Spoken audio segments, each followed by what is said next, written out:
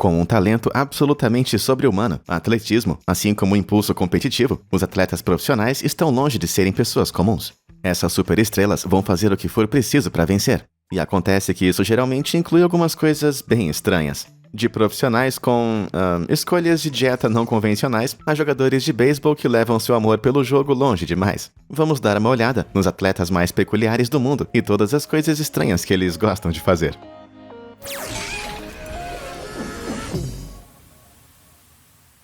Lingerie da sorte. Jason Giambi é um ex-jogador de beisebol que atribui grande parte de seu sucesso a uma peça específica de roupa bem estranha. Se Giambi estivesse em uma queda de rebatidas e o time estivesse em baixa, ele iria para os vestiários colocar a sua tanga dourada, que segundo ele ajuda com suas rebatidas. É claro que em campo ele usava roupas por cima, mas sua equipe sabia o que estava escondido por baixo. Na verdade, Giambi era bem generoso com sua peça de roupa, deixando seus membros de equipe usarem também. A lenda do beisebol, Derek Jeter, admitiu ter usado a tanga uma vez, alegando que era seu último recurso, em um jogo que ele estava rebatendo 0 de 32. E assim que ele colocou a tanga, ele na hora acertou um home run, cimentando a reputação dessa tanga maravilhosa como a solução milagrosa para um jogo ruim. Quando Giambi deixou os Yankees em 2008, ele deu à equipe uma outra tanga como despedida. E eles continuaram usando essa mística roupa dourada por muito tempo depois que ele foi embora. E embora não possamos saber com certeza se isso funciona de verdade, felizmente as regras rígidas da MLB sobre drogas e equipamento extra não se estendem para tangas mágicas.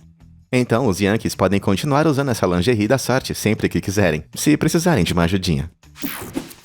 Pastagem pós-jogo. Para visitantes que participam do mundialmente famoso torneio de tênis de Wimbledon, a diversão do tênis é sempre reforçada pelos morangos e creme tradicionalmente vendidos. Mas Novak Djokovic sabe que você não pode comer a sobremesa antes de terminar as verduras. Ele venceu Wimbledon 6 vezes ao longo dos anos, e depois de cada uma dessas vitórias, ele caía no chão e comia um pedaço de grama fora da quadra. Mas na verdade ele não faz isso pelo sabor.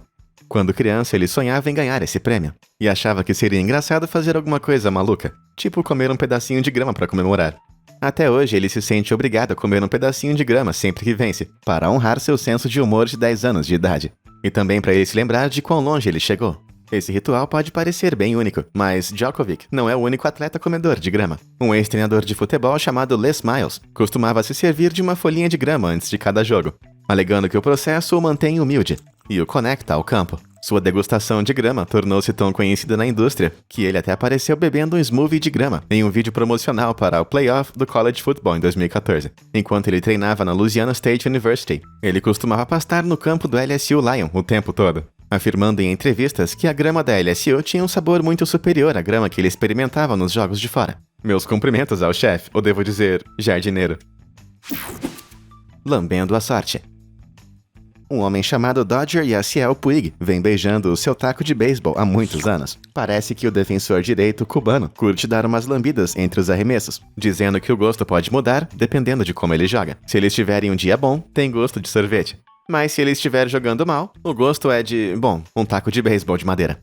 Ele disse que realiza o ritual romântico para recompensar o seu taco por um trabalho bem feito, dizendo que ele quer amar o seu equipamento depois que fizer um trabalho bem feito. E não, eu não tô brincando. Ele realmente disse isso.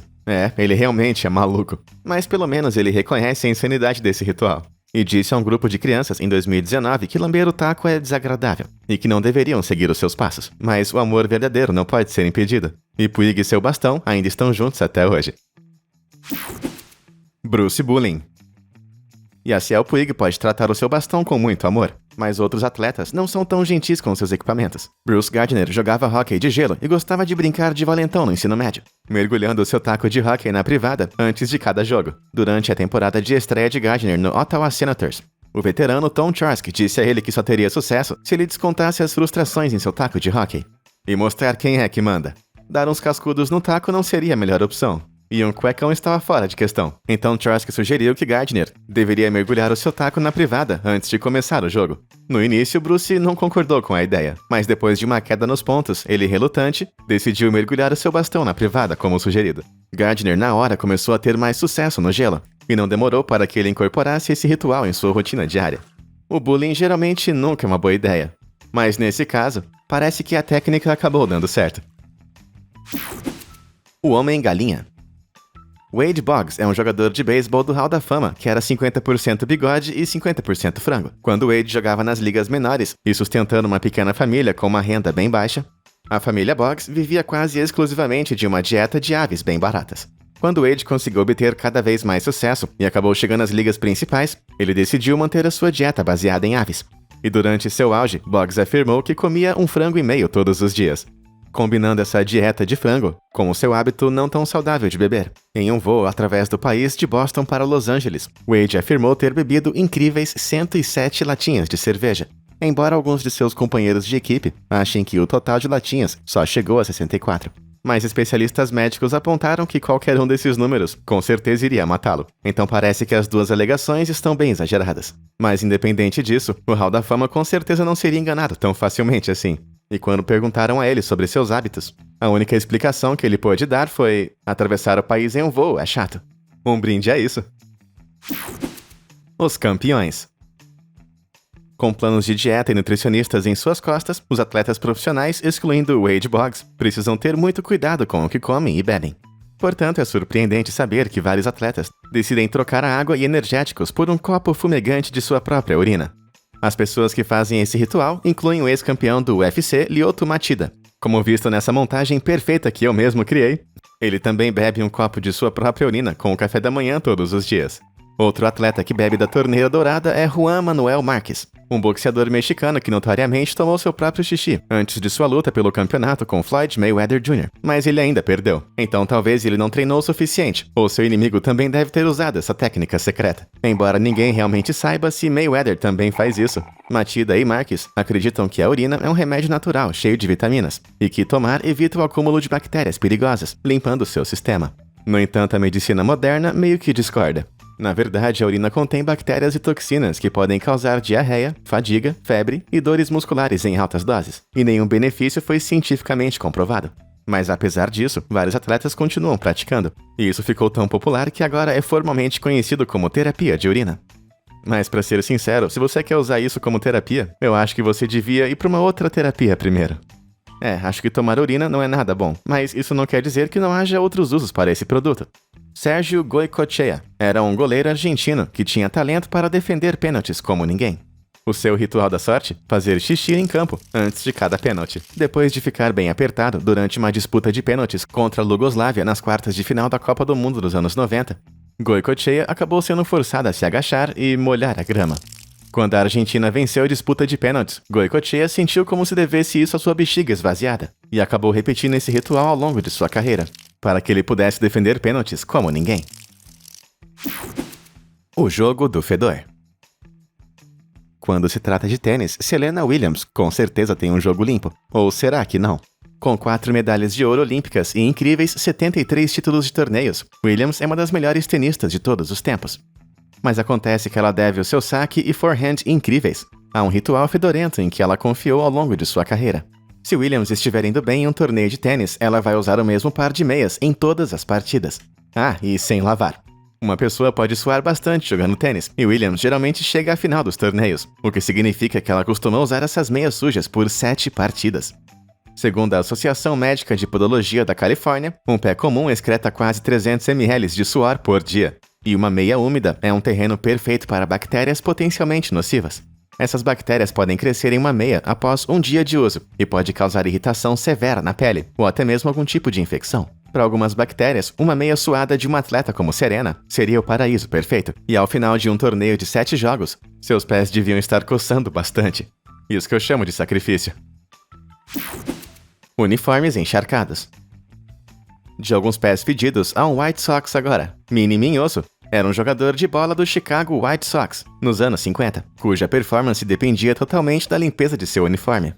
Minnie era um jogador de beisebol profissional, mas ele também gostava de culpar os outros. E depois de um jogo horrível com 0 rebatidas, ele culpou o seu próprio uniforme. Ele sentiu que o fedor de seu mau desempenho estava pairando em suas roupas. Então ele decidiu mantê-las para o banho pós-jogo, numa tentativa de lavar as más vibrações. Essa superstição encharcada pode parecer ridícula, mas no dia seguinte o desempenho de Minhoso melhorou bastante, convencendo seus companheiros do valor do ritual de banho. Na partida seguinte, todos os jogadores do White Sox tomaram esse banho pós-jogo em uniforme completo. Eu acho que Serena podia ter usado essa dica também, ou devo dizer, as meias dela. A raça não tão humana. Em 2003, a maratonista chamada Paula Radcliffe correu a Maratona de Londres em 2 horas 15 minutos e 25 segundos, quebrando o recorde mundial anterior. Por incrível que pareça, esse desempenho sobre-humano foi possível em parte por conta de uma ajudinha do reino animal. O segredo por trás dessa corrida recorde? Uma dose saudável de óleo de emu. Deixa eu explicar. Um mês antes da maratona, Radcliffe colidiu com um ciclista enquanto treinava, ferindo seus ombros, joelhos e mandíbula. Com pouco tempo para se recuperar antes do evento, sua equipe recomendou um tratamento aborígene australiano, que envolve esfregar óleo extraído da gordura corporal de um emu em suas feridas. Os aborígenes usam o tratamento há milhares de anos, e o óleo está cheio de ácidos graxos como o ômega 3, por exemplo, que realmente reduz a inflamação e alivia as dores musculares. O óleo de emu geralmente faz esse truque, mas infelizmente Radcliffe também sofre de deficiência de ferro, o que tornou a sua recuperação desses ferimentos bem difícil. Para resolver isso, Paula começou a comer carne de avestruz com alto teor de ferro, e a combinação dos bifes de avestruz e gordura de emu funcionou muito bem. Os pássaros de pernas longas curaram milagrosamente Paula, a tempo pro evento. Mas embora os pássaros que não voam tenham benefícios incríveis, será que existe poder oculto em criaturas que podem voar? Bom, enquanto uma vespa gigante asiática voando no seu apartamento pode ser horrível para a maioria das pessoas, nutricionistas da equipe de maratona olímpica do Japão podem simplesmente ligar seus liquidificadores. Nos anos 80, cientistas do Instituto de Pesquisa Física e Química em Tóquio descobriram que essas vespas assassinas gigantes podem voar 100 km por dia sem descansar. Isso se deve ao fato de sua larva produzir um suco composto por aminoácidos especializados, que quando são consumidos por vespas adultas, trabalham juntos para gerar energia de um jeito super eficiente. Depois de experimentar essa substância, os cientistas descobriram que também reduzia a fadiga muscular e aumentava a resistência em humanos, além de reduzir o acúmulo de ácido lático também. A substância natural não foi proibida pela Agência Mundial de Antidoping. E quando nutricionistas da equipe olímpica deram o ingrediente à maratonista Naoko Takahashi, ela conseguiu conquistar o ouro nas Olimpíadas de Sydney em 2000. Para seus oponentes, aquele suco de vespa deve ter realmente causado uma picada. Relaxando com vinho. Tomar um banho relaxante após o jogo pode parecer bem comum para um atleta profissional, não é mesmo? Mas o ex-jogador do New York Knicks, Amar Stoudemire, costumava trocar a água do banho por algo um pouco mais luxuoso, tomando o seu banho em uma banheira totalmente cheia com vinho tinto. Isso pode parecer um pedido de ajuda, mas o hábito incomum é na verdade uma forma de vinoterapia, um tratamento que usa diferentes combinações de vinho, sementes de uva e videiras. Esses ingredientes contêm um antioxidante chamado polifenol, e supostamente o tratamento melhora a circulação sanguínea, mantendo a saúde da pele e a juventude, ou melhorando a cicatrização depois de um dia de exercícios pesados. Infelizmente, não há muitas evidências para apoiar essas alegações, e embora o consumo de antioxidantes como o polifenol possa ter um efeito positivo em sua pele, especialistas médicos dizem que a tentativa de absorver o polifenol tomando banho é bem improvável de ter algum efeito. Mesmo assim, não dá para ter uma noite com vinho e queijo sem muita grana. E um banho no spa de vinoterapia favorito de Amar custa mais de $500 por um mergulho de 30 minutos. Ele diz que nunca bebe água de seu banho, mas com esse preço, eu tenho certeza que ele deve ter tomado uns golinhos depois de um jogo difícil. Fã número 1. Atletas profissionais são bem conhecidos por andar perto de outras figuras ricas e poderosas, mas a lenda da NBA, Dennis Rodman, em linha com sua tradição de comportamentos um tanto incomuns, leva isso um passo adiante, mantendo uma improvável amizade com o infame ditador da Coreia do Norte, Kim Jong-un. Kim é mais conhecido por suas armas nucleares e corte de cabelo, mas quando ele não está sendo uma ameaça nuclear, ele está jogando basquete. Acontece que Kim cresceu idolatrando Dennis Rodman e o Chicago Bulls. Dizem pra você nunca conhecer os seus heróis, mas em 2013, parece que ele criou coragem para convidar Rodman para a Coreia do Norte. E quando seu ídolo aceitou, a dupla supostamente cantou karaokê, foi esquiar e festejou juntos, estabelecendo uma amizade que apenas cresceu ao longo dos anos. Quando chegou o aniversário do ditador, em 2014, Dennis levou um time de ex-jogadores da NBA para a Coreia do Norte, organizando uma exibição de basquete entre americanos e a seleção norte-coreana. Com certeza haveria sérias consequências para a equipe norte-coreana se eles perdessem um jogo em seu território. Mas felizmente Rodman treinou eles antes da exibição. E ele com certeza fez um ótimo trabalho, porque segundo as notícias da Coreia do Norte, eles venceram facilmente o time de estrelas dos americanos. Mas infelizmente todas as provas respeitáveis que provam essa vitória foram perdidas. Isso quer dizer que nunca vamos saber com certeza se essa vitória foi justa, ou se na verdade ela foi conquistada por meio de ameaças. O peculiar Turk.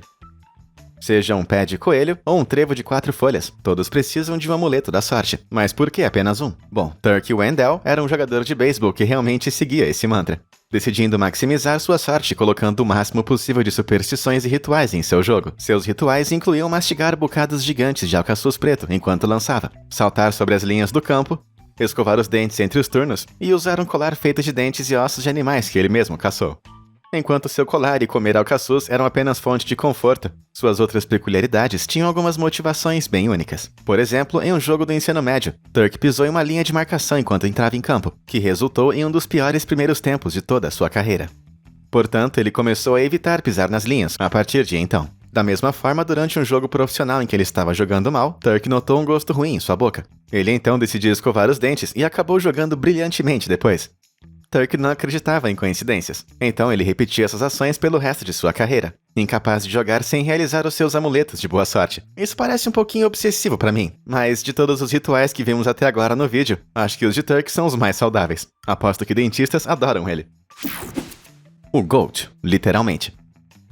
Com 8 medalhas de ouro olímpicas, 3 recordes mundiais reinantes e o melhor sobrenome de todos os tempos, o Usain Bolt também é conhecido apenas como GOAT, um acrônimo em inglês, o melhor de todos os tempos. Mas acontece que esse apelido de GOAT pode ser um pouquinho mais literal do que você pode imaginar. Dias antes da final olímpica de 2016 no Rio de Janeiro, Bolt sofreu uma lesão que ameaçou deixá-lo fora de ação durante a competição, e uma situação como essa exigiu medidas desesperadas. Então o velocista chamou Hans Wilhelm Müller-Wolfhard, um famoso médico conhecido por seus tratamentos não convencionais. Seus tratamentos baseiam-se principalmente em injeções de substâncias homeopáticas, incluindo medicamentos feitos de sangue de cabra, mel e óleos retirados do peito de galos.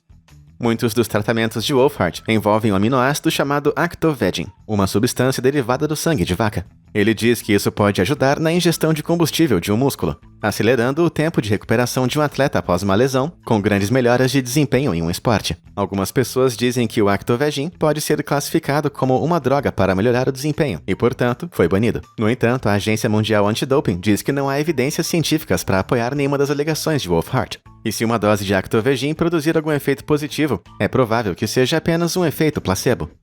Embora ninguém saiba a mistura exata que Wolfhard injetou em Bolt, parece que ela funcionou como esperada.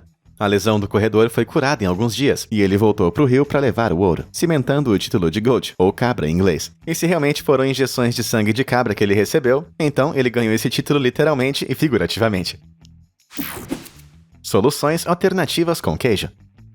Quando o jogador de futebol Brady Hangland machucou a coxa em 2014, o gerente de Fulham Football Club, Felix Magath, decidiu pular a fisioterapia e a medicina convencional para seu jogador lesionado. Em vez disso, Magath recomendou um tratamento muito bizarro. Ele supostamente disse a Hangland que, antes de adormecer naquela noite, ele deveria colocar um pedaço de queijo embebido em álcool em sua coxa, antes de ligar para sua mãe e dizer que a amava. Magath supostamente alegou que a combinação de queijo, bebida e amor maternal iria curá-lo. E na manhã seguinte, Hangland se sentia novo em folha. Infelizmente, como o queijo, havia buracos no plano de Magath, e a lesão de Hangland piorou depois de tentar o tratamento, forçando o jogador a ficar de fora pelo resto da temporada. Antes que a gente comece a julgar Magath, o gerente afirma que a história de Hangland é muito exagerada. Ele disse que não estava tentando curar uma lesão em seu jogador usando qualquer tipo de queijo. Aparentemente, ele recomendou um tratamento testado e comprovado, usando um queijo alemão macio específico chamado Quark, e ele nunca disse ao jogador para ligar para sua mãe. As capacidades de cura de Quark não foram amplamente pesquisadas, mas a esquiadora americana Lindsey Vonn usou isso para curar uma lesão na perna antes de ganhar o ouro nos Jogos Olímpicos no inverno de 2010. Cientistas de alimentos dizem que não há base científica para o uso de Quark como tratamento, e as evidências de curas bem-sucedidas à base de queijo são anedóticas. No entanto, se é bom o suficiente para um atleta olímpico, deve ser bom para mim. E assim que eu bater meu dedinho de novo, eu não vou para a farmácia, e sim para a área de queijos. Rube Waddell. Esse jogador de beisebol no Hall da Fama foi um dos melhores arremessadores dos anos 1900, mas hoje em dia ele é mais conhecido por suas travessuras. Em 2 ocasiões, ele desapareceu por vários dias durante a temporada de beisebol, apenas para ser descoberto liderando um desfile pela rua principal de Jacksonville e depois lutando com um jacaré em uma lagoa próxima. Somente em 1903 foi que Rube supostamente viveu em um quartel, percorreu o país em uma peça de teatro, salvou uma mulher de se afogar e foi mordido por um leão depois de subir no palco num show de circo. Quando Ruby encontrava tempo para jogar beisebol, ele ainda estava longe de ser uma pessoa comum. Equipes adversárias costumavam manter cachorros por perto, porque Ruby geralmente deixava o campo para brincar com eles. Da mesma forma, toda vez que um caminhão de bombeiros passava, ele simplesmente saía correndo do campo só para perseguir o caminhão. Embora essas peculiaridades, que devem ter sido bem exageradas ao longo do tempo, realmente pareçam com as ações de um cachorro e não de um atleta, Ruby também liderou a liga em strikeouts todas as temporadas entre 1902 e 1907. Durante esse período de 5 anos, Ruby foi responsável por 1.576 strikeouts, enquanto os 6 vice-campeões conseguiram somar apenas 1.180, todos juntos. Infelizmente, o prodígio peculiar morreu muito jovem. Em 1912, o dique de Hickman, em Kentucky, quebrou, causando uma enchente devastadora que ameaçou destruir a cidade inteira. Felizmente, Ruby estava lá para salvar o dia, e o jogador atravessou a água, resgatando moradores e empilhando sacos de areia para tentar bloquear a brecha. Horas depois, Ruby ajudou os moradores a bloquear com sucesso a brecha, interrompendo a enchente e assim salvando a cidade. Mas, tragicamente, ele se sacrificou no processo. Ficar nas águas geladas por horas a fio fez com que Ruby desenvolvesse pneumonia e tuberculose, e durante 2 anos com sua condição piorando, ele acabou falecendo em 1º de abril de 1914. Ruby nasceu numa sexta-feira 13 e acabou morrendo no dia da mentira. E pra mim, só isso já resume bastante a vida bizarra desse arremessador. Chupões holísticos. Pode parecer que esse cara deu um abraço num polvo gigantesco, mas esses chupões circulares em seu corpo são resultado de um procedimento chamado cupping. Isso faz parte da medicina chinesa antiga, que envolve colocar ventosas de vidro em seu corpo e bombear ar para fora delas, sugando a sua pele em um vácuo hermético. Hoje em dia, o cupping, ou ventosa terapia, é usada por atletas como Anthony Joshua e Michael Phelps. O tratamento supostamente alivia a tensão dos músculos e melhora o fluxo sanguíneo em partes danificadas do corpo, acelerando o processo de cura depois de exercícios intensos. Infelizmente, a maioria dos profissionais médicos diz que não há evidência científica que sugere que a ventosa terapia melhore o desempenho atlético, e o tratamento ainda é categorizado como pseudociência. Dizem que esse tratamento é relativamente indolor e muito relaxante, mas considerando que deixa você com aparência de chita, eu sugiro que você alivie os seus ferimentos com um pouco de gelo e sorvete. Que foi? Não é como se eu fosse um atleta. Mas e aí, qual desses rituais, superstições ou tratamento médico maluco você achou mais estranho? E você conhece algum outro por aí? Diz aí nos comentários abaixo. Muito obrigado por assistir e até a próxima.